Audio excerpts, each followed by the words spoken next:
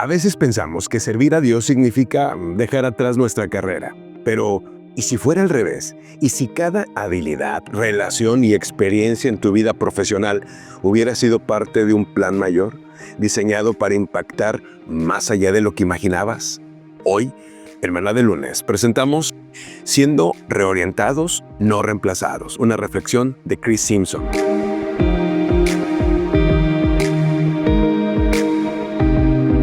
Para muchos de nosotros, en el mundo laboral, nuestro trabajo, lo que hacemos, es en gran parte nuestra identidad. ¿Qué impacto debería de tener entonces cuando buscamos incorporar la fe en la manera en la que llevamos a cabo nuestras responsabilidades vocacionales? Encontramos el mejor ejemplo en cómo Jesucristo abordó esto al escoger a sus seguidores más cercanos. Cuando Jesús llamó a Pedro y a Andrés, no los despojó de su identidad. Vengan, síganme y los haré pescadores de hombres. Jesús no les dijo, olviden todo lo que saben. En cambio, habló a su vocación como pescadores y la redefinió. Los haré pescadores de hombres. En esencia, estaba diciendo todo aquello que los ha moldeado, sus habilidades, sus instintos, su rutina diaria, yo lo puedo usar, pero ahora para algo eterno. Jesús no reemplazó su identidad, la reorientó y de esa manera precisamente nos llama hoy. A menudo asumimos que seguir a Jesús significa alejarnos de la carrera, la capacitación, la historia que hemos vivido hasta este punto, como si ser su discípulo requiriera empezar desde cero. Pero ese no es el Evangelio.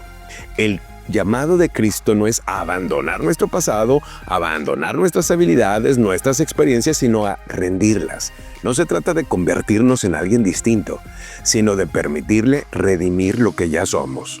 Dios ha diseñado soberanamente tus experiencias, tus dones, tu red de contactos, tu educación e incluso tus luchas. Descartarlos no solo sería un desperdicio, sería también una falta de fidelidad. Implicaría que Dios no ha estado obrando todo este tiempo preparándote para ser útil en su reino, pero Él así ha estado obrando, siempre.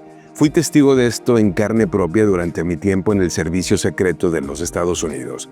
La misión era exigente: asegurar entornos, proteger vidas, anticipar amenazas. Yo me tomaba esa misión en serio, pero comencé a darme cuenta de que Dios no me había llamado a salir de esa misión para servirle, sino a filtrarla a través de mi fe. Un día, en lo profundo de la selva camboyana, nos preparábamos para una visita de la primera dama, la esposa del presidente. Era solo otro sitio de avanzada, pero Dios tenía otros planes. Ese día se convirtió en el inicio de una relación centrada en el Evangelio con otro agente de Nueva York.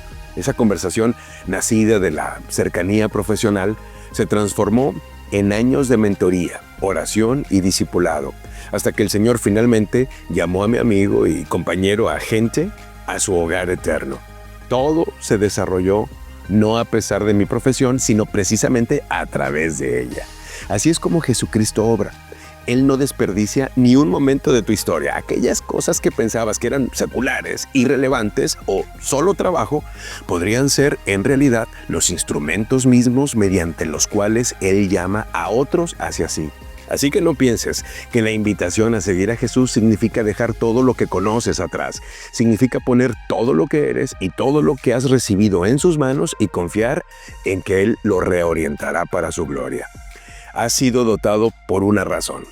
Estás en el lugar donde estás con un propósito. Separar tu llamado de tu contexto es malinterpretar ambos. El llamado de Cristo no es descartar tu historia, sino declarar un nuevo propósito sobre ella.